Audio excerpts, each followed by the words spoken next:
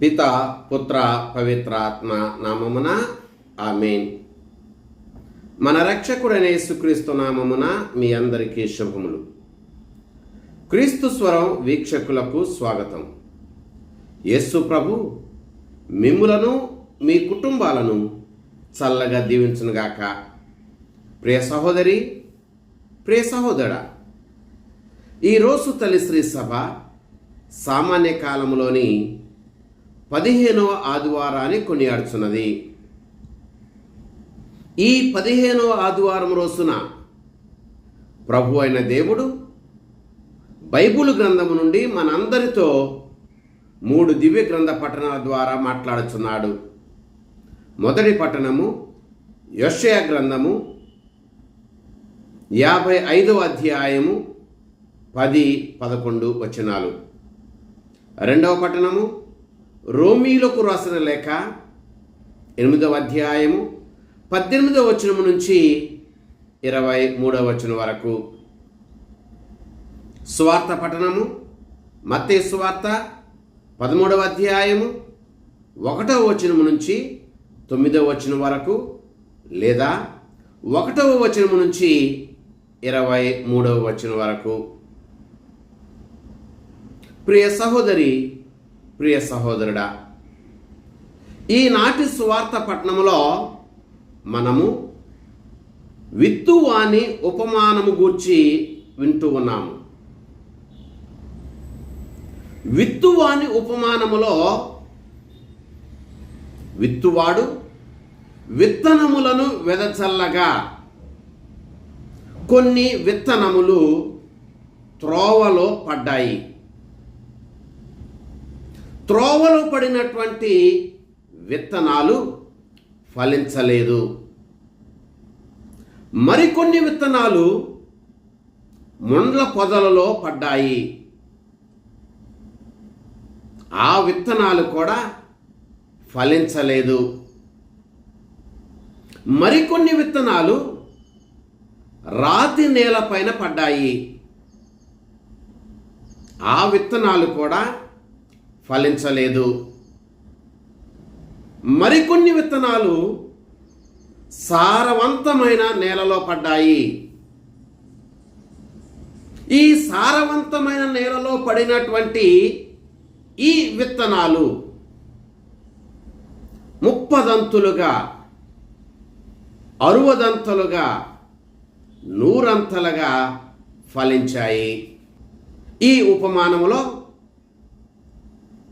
విత్తనము దేవుని వాక్కు, విత్తువాడు దేవుడు. విత్తనములు వెదజల్లబడినటువంటి ఆ నేల మన హృదయం. కనుక మన హృదయం, మన జీవితం త్రోవను పోలి ఉండకూడదు. మన హృదయం, మన జీవితం ముండ్ల పొదలో ఉన్న నేలను పోలి ఉండకూడదు. మన హృదయం, మన జీవితం రాతి నేలను పోలి ఉండకూడదు. కానీ ఈరోజు యేసు ప్రభు మనందరికీ ఈ ఉపమానం ద్వారా ఇస్తున్న సందేశం ఇది. మన హృదయం, మన జీవితం 30దంతులుగా, 60దంతులుగా, 100అంతలుగా ఫలించిన సారవంతమైన నేలను పోలి ఉండాలి అని ప్రభు కోరుకుంటున్నారు. కనుక ఈ రోజున మనకు మనమే ప్రశ్న వేసుకుందాం. నా జీవితం లేదా నా హృదయం ఏ నేలను పోలి ఉంది? త్రోవను పోలి ఉందా? ముళ్ళు పొదలు ఉన్నటువంటి నేలను పోలి ఉందా? రాతి నేలను పోలి ఉందా? లేదా సారవంతమైన నేలను పోలి ఉందా అన్న ప్రశ్న మనం వేసుకుందాం. ఒకసారి ఓ రైతు తన పొలాన్ని అమ్మివేయాలి అని అనుకున్నాడు. ఆ పొలాన్ని కొనటానికి ఓ అనుభవజ్ఞుడైనటువంటి రైతు వచ్చాడు. ఆ రైతు పొలాన్ని అమ్మివేయాలనుకున్నటువంటి రైతుని ఇలా అడిగాడు, అస్సలకే నువ్వు ఎందుకని ఈ పొలాన్ని అమ్మివేయాలి అని అనుకుంటున్నావు అని. అందుకు ఆ రైతు, ఈ పొలం దేనికి పనికిరాదు, ఏ విత్తనాలు వెదజల్లినా, ఎన్నిసార్లు వెదజల్లినా సరైనటువంటి పంట చేతికి రావటం లేదు, దిగుబడి లేదు, అందుకనే నేను అమ్మివేయాలి అని అనుకుంటున్నాను అని చెప్పాడు. ఆ అనుభవజ్ఞుడైనటువంటి ఆ రైతు ఆ పొలానంతటిని కూడా ఒక్కసారి పరిశీలన చేసిన తర్వాత, చూసిన తర్వాత అమ్మివేయాలనుకున్నటువంటి రైతుతో ఇలా అన్నాడు, మన చేతికి అధిక దిగుబడి రావాలంటే, మన పొలము పండాలి అంటే అది ఊరికే జరగదు. మనం పొలాన్ని దున్నాలి. ఆ పొలములో ఉన్నటువంటి రాళ్ళను, రెప్పలను మనము వేరి పారవేయాలి.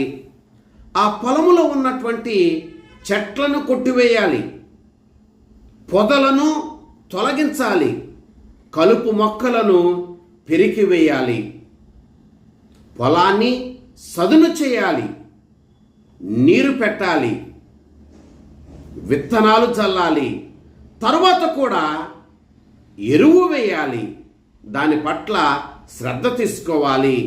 అప్పుడే ఆ పొలం పండుతుంది, అధిక దిగుబడిని ఇస్తుంది అని చెప్పాడు.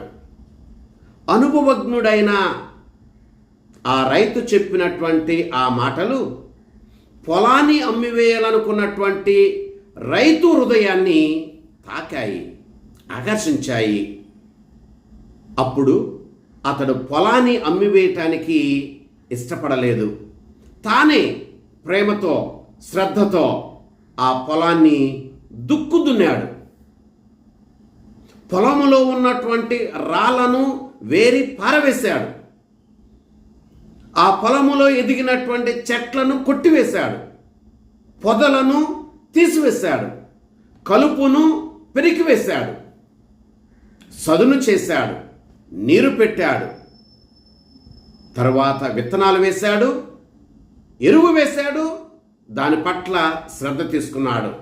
కొన్ని నెలల తర్వాత ఆ ఊరిలో ఏ పొలము కూడా పండనటువంటి రీతిలో ఆ పొలము పండింది, అధిక దిగుబడిని ఇచ్చింది. ప్రియ సహోదరి, ప్రియ సహోదరుడా, ఇక్కడ మనం గమనించవలసింది, విత్తనములో సమస్య లేదు, లోపము లేదు. విత్తిన వానిలో సమస్య లేదు, లోపము లేదు. నేలలో సమస్య లేదు, లోపము లేదు. అసలు సమస్య అంతా కూడా ఆ పొలాన్ని సిద్ధము చేయటములో ఉంది.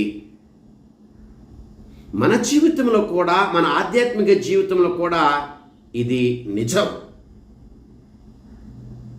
దేవుని వాక్కులో సమస్య ఉండదు, దేవునిలో ఏ తప్పిదము లేదు. అసలు సమస్య అంతా కూడా మన హృదయాన్ని దేవుని వాక్కు కోసం, దేవుని కోసం సిద్ధము చేయటంలోనే ఉంది. కనుక మనము మన హృదయాన్ని సారవంతమైనటువంటి నేలగా సిద్ధం చేయాలి. ఇదే ప్రభువు మన నుండి ఈ ఆదివారం రోజున కోరుకునేది. మన జీవితాన్ని, మన హృదయాన్ని సారవంతమైన నేలగా, 30 అంతులుగా, 60 అంతులుగా, 100 అంతులుగా ఫలించే సారవంతమైన నేలగా మన హృదయాన్ని సిద్ధము చేయాలి. బైబిలు గ్రంథములో తమ జీవితాలను, తమ హృదయాలను సారవంతమైన నేలగా సిద్ధము చేసినటువంటి కొంతమంది భక్తులు గూర్చి ఇప్పుడు మనం ధ్యానం చేద్దాం. నెంబర్ 1, మరియ తల్లి. మరియ తల్లి హృదయం మరియ తల్లి జీవితం దేవుణ్ణి విధేయించిన హృదయం, దేవుణ్ణి విధేయించిన జీవితం. అందుకే ఆమె హృదయం, ఆమె జీవితం సారవంతమైన నేలను పోలి ఉంది.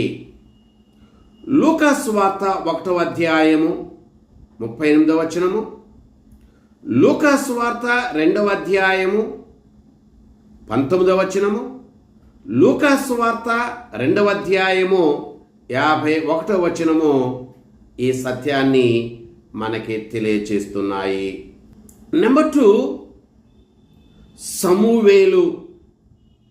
సమూవేలు యొక్క హృదయం, సమూవేలు యొక్క జీవితం.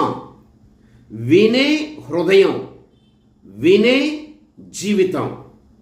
సమూవేలు మొదటి గ్రంథము 3వ అధ్యాయము 10వ వచనము. ప్రభు, నీవు సెలవిమ్ము, నీ సేవకుడు ఆలకించుచున్నాడు అని చెప్పాడు. ఈ రీతిగా సమూవేలు హృదయం సారవంతమైనటువంటి నేలగా ఫలించింది. నెంబర్ 3, జక్కయ్య హృదయం, జక్కయ్య జీవితం మారిన హృదయం, మారిన జీవితం. జక్కయ్య యేసు ప్రభుని వ్యక్తిగతంగా కలుసుకున్న తర్వాత తన ఇంటిలో తనకు యేసు ప్రభుకి మధ్య జరిగినటువంటి ఆ ఎన్కౌంటర్ ద్వారా అతని జీవితం, అతని హృదయం మారిపోయింది. లూకా సువార్త 19వ అధ్యాయము 10వ వచనము. నెంబర్ 4, లిదియా జీవితం తెరవబడిన జీవితం. లిదియా హృదయం తెరవబడిన హృదయం. అపోస్తుల కార్యములు 16వ అధ్యాయము 14వ వచనము. ప్రభువు ఆమె హృదయమును తెరచెను. లిదియా జీవితం, లిదియా హృదయము తెరవబడిన జీవితం, తెరవబడిన హృదయం కనుక ఆమె హృదయం, ఆమె జీవితం సారవంతమైన నేలగా మారింది. నెంబర్ 5, కొర్నేలి హృదయం ప్రార్థించే హృదయం. కొర్నేలి జీవితం ప్రార్థించే జీవితం. అపోస్తుల కార్యములు 10వ అధ్యాయము 4వ వచనము. ఈ కొర్నేలి జీవితం, ఈ కొర్నేలి హృదయం ప్రార్థించే హృదయం, ప్రార్థించే జీవితం కనుక ఇతని హృదయం సారవంతమైన నేలగా మారింది. నెంబర్ 6, పునీత పౌలు గారి యొక్క హృదయం, పునీత పౌలు గారి యొక్క జీవితం హృదయ పరివర్తన చెందిన హృదయం, హృదయ పరివర్తన చెందిన జీవితం. అపోస్తుల కార్యములు 9వ అధ్యాయము 6వ వచనము. ఈ పునీత పౌలు గారు హృదయ పరివర్తన చెందటము ద్వారా అతని హృదయం, అతని జీవితం సారవంతమైనటువంటి నేలగా మారింది. నెంబర్ 7, యోసేపుని హృదయం, యోసేపుని జీవితం క్షమించే హృదయం, క్షమించే జీవితం. ఆదికాండము 50వ అధ్యాయము 20వ వచనము. యోసేపు హృదయం తన సోదరులను క్షమించే హృదయం కనుక, తన సోదరులను క్షమించే జీవితం కనుక ఆయన హృదయం సారవంతమైనటువంటి నేలగా మారింది. నెంబర్ 8, అబ్రహాముని హృదయం, అబ్రహాముని జీవితం లోబడిన జీవితం, లోబడిన హృదయం. ఆదికాండము 12వ అధ్యాయము 1వ వచనం నుంచి 4వ వచనం వరకు, 22వ అధ్యాయము 1వ వచనం నుంచి 18వ వచనం వరకు. ప్రియ సహోదరి, ప్రియ సహోదరా, ఇప్పుడు మన హృదయాలు కూడా, మన జీవితాలు కూడా ఇప్పుడు మనం ధ్యానం చేసినటువంటి ఈ 8 మంది భక్తుల హృదయములాగానే సారవంతమైనటువంటి హృదయముగా మన హృదయాన్ని, సారవంతమైనటువంటి జీవితముగా మన జీవితాన్ని మనము తయారు చేసుకోవాలి, సిద్ధపరచాలి. కనుక ప్రభువుకి ఈ సారవంతమైన హృదయాన్ని, ఈ సారవంతమైన జీవితాన్ని కానుకగా సమర్పించుదాం. ఆ ప్రభువు మనలందరినీ చల్లగా దీవించునుగాక. ఆమేన్. పిత, పుత్ర, పవిత్రాత్మ నామమున ఆమేన్.